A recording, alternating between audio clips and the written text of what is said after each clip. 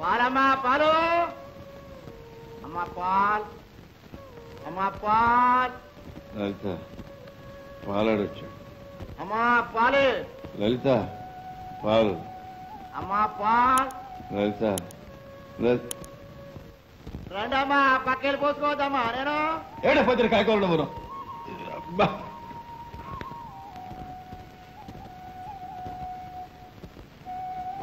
అమ్మా పాల్.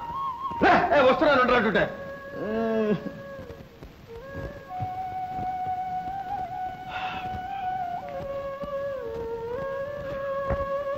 అమ్మా పాల్. బాబు పక్కెళ్ళి పోసుకోవద్దు.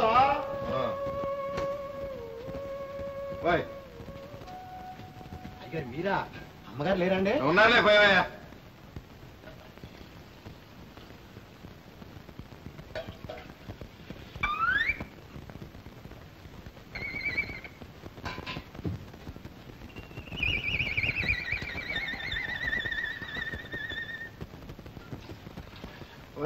చిత్తం పోసానండి.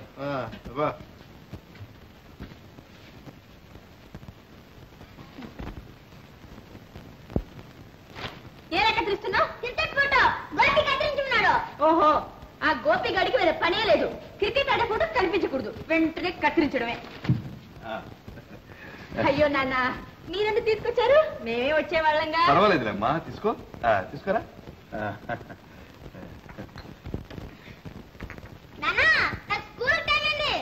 సరే పో. అక్కే చేస్తున్నా, వెళ్ళు. అయ్యో నాన్న, నా వల్ల కాదు. నాకు ఒళ్ళంతా నొప్పులు, జ్వరం వచ్చినట్టుంది. చూడు. అలాగా, డాక్టర్ దగ్గరికి వెళ్ళమ్మా. రాను, నేను చేస్తాను. నాన్న, నాకు స్కూల్ కి టైం అయింది. నా బట్టలు ఇస్త్రీ చేయి. సరే, బట్టలు వేసుకో. నేను పడుకోబెట్టి ఇస్త్రీ చేస్తాను. అన్ని పనులు నేనే చెయ్యాలే.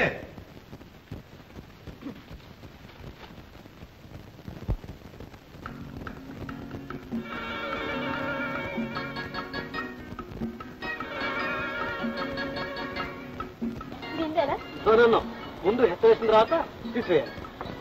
రవి, రవి, మీతో కొంచెం అర్జెంట్ గా మాట్లాడాలి. ఇలా వస్తారా? Don't disturb me. రవి కదమ్మా, ముందు హెచ్చ. పప్పే పప్పే పప్పే, నేను వస్తాను. నా ఇష్టం. వస్తే ఏం చేస్తావు?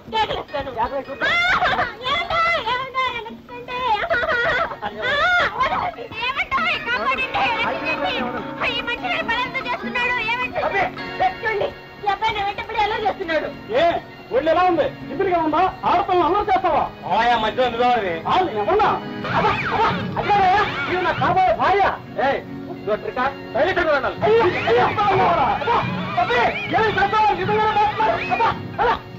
మళ్ళీ ఎప్పుడైనా ఆడపిల్లలు అల్లరి చేసావా మక్కలు ఎరుగుదంటాం.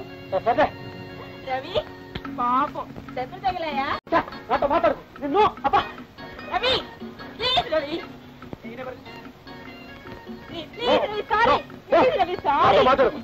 సర్లేండి, మీతో మాట్లాడు. మీ నాన్నగారితో వెళ్ళి మాట్లాడతా. మా నాన్నగారితో మాట్లాడతావా? ఏమని? మన పెళ్లి విషయం మీ నాన్నగారు వెళ్ళి మా అమ్మ నాన్నతో మాట్లాడమని. అయ్యో, ఆ పని మాత్రం చేయకు. మళ్ళీ మనం ఇలా కలుసుకునే అవకాశం ఉండదు. ఏ ఎందుకని? మీ అమ్మ నాన్న ఎందుకు మాట్లాడుకున్నారో మా నాన్నగారికి తెలుసు కదా. తెలుసు. ఇప్పుడు పోయి మన విషయం మా నాన్నగారికి ఎలా చెప్పేది? అందుకని ముందు మీ అమ్మ నాన్న కోపాలు పంతాలు కాస్త తగ్గని, ఆ తర్వాత మన విషయం మా నాన్నగారు చెప్పి మీ వాళ్ళతో అడగమంటాను. ఓకే? ఓకే. ఇదిగో నన్ను గిన్నెతో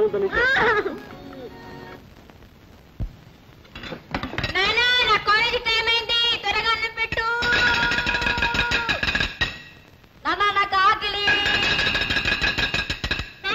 స్కూల్ టైం అయింది, త్వరగా అన్నం పెట్టు.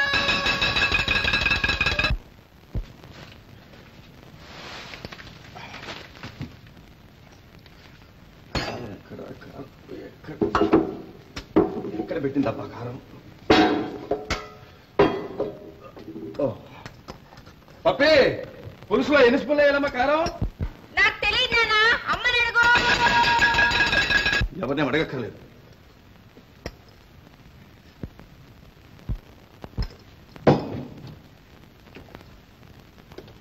అమ్మా నాన్న జగడంలో అన్నం సున్నాయే.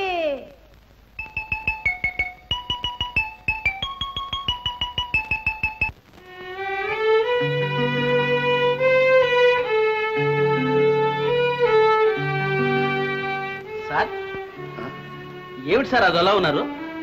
ఏం బాగలేదు. ఒంట్లో బాగాలేకపోతే ఎందుకు వచ్చారు సార్? ఒంట్లోనే కాదయ్యా, ఇంట్లో కూడా బాగాలేదు.